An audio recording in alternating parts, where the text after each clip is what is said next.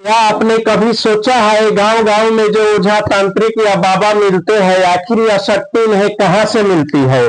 क्या सच में उनके पास अदृश्य ताकत होती है या फिर यह सब सिर्फ एक भ्रम है? और सबसे बड़ा सवाल कि आखिर ओझा कैसे बनते हैं?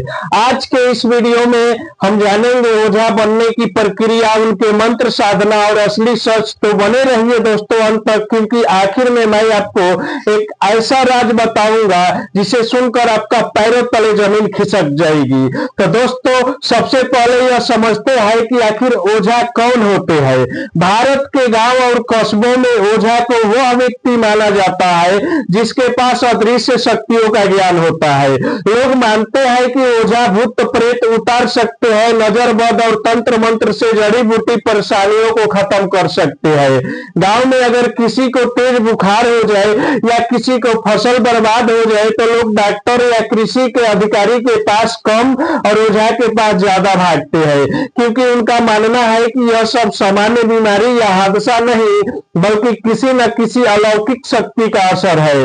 ओझा अक्सर साधारण कपड़ों में, हाथ में डमरू, घंटी या जप माला लिए दिखते हैं। उनकी आवाज में एक अलग ही भरोसा होता है जिसमें लोग तुरंत उनकी बात मान लेते हैं। सोचिए, जरा गांव का कोई परिवार जब किसी परेशानी में होता है तो उनके लिए ओझा किसी आखिरी उम्मीद की तरह होते हैं। भले ही आज के वैज्ञानिक दौर में हम इसे अंधविश्वास मान ले, लेकिन गांव के लोग इसे विश्वास और परंपरा कहते हैं।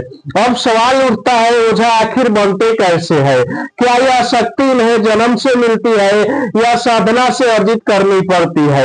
आगे इसको गहराई से समझेंगे। तो दोस्तों अब सबसे बड़ा सवाल है कि ओझा बनते कैसे हैं।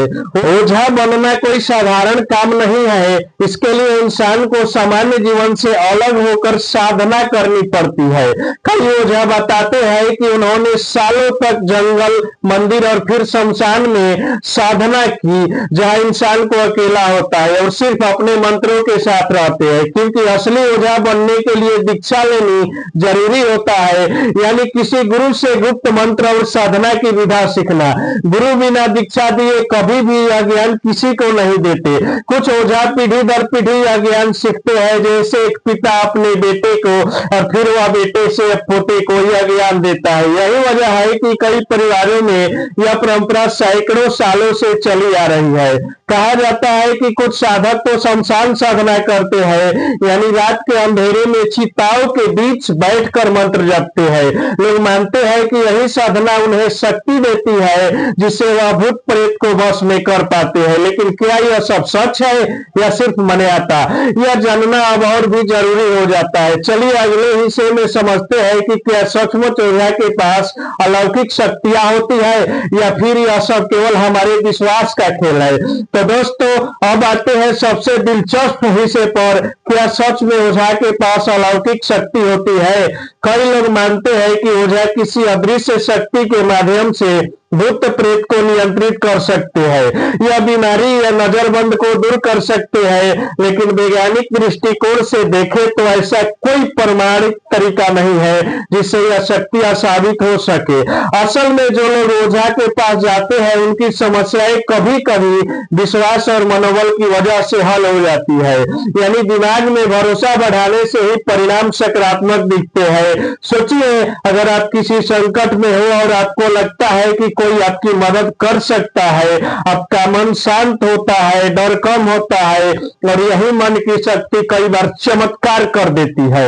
यही कारण है कि गांव में ओझा इतने सम्मानित इंसान माने जाते हैं। लोगों ने सिर्फ शक्ति के लिए नहीं बल्कि आशा और भरोसा का प्रतीक मानते हैं। तो दोस्तों अब जानेंगे कि आखिरकार ओझा बनने का असली सच क्या है। वह पढ़ने के लिए सिर्फ मंत्र और साधना ही काफी नहीं, असल में जरूरी है लोगों पर असर डालने की क्षमता, अनुशासन और गुप्त ज्ञान। असली वजह हमेशा अपनी शक्ति का सही इस्तेमाल करना है। वे केवल लोगों की मदद करने, उनके डर को कम करने और समस्याएं हल करने के लिए इसे अपनाते हैं। लेकिन ध्यान दें, कुछ ओझा विद्या का गलत इस्तेमाल भी करते हैं और केवल पैसा या डर पैदा करने के लिए ओझा का रूप अपनाते हैं। इसलिए हमें समझदारी और सतर्कता से ही किसी ओझा की मदद लेनी चाहिए।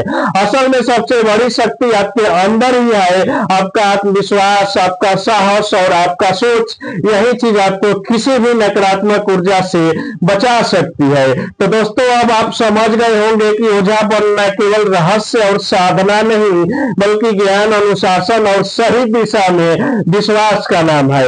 अगर आपको जो वीडियो पसंद आया हो तो इसे लाइक और शेयर करें, जरूर करें और चैनल को सब्सक्राइब करें।